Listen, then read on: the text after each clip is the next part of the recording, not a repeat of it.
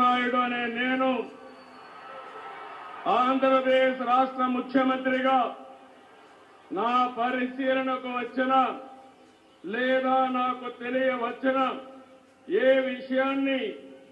నా కర్తవ్యాలను సక్రమంగా నిర్వహించేందుకు అవసరమైన మేరకు తప్ప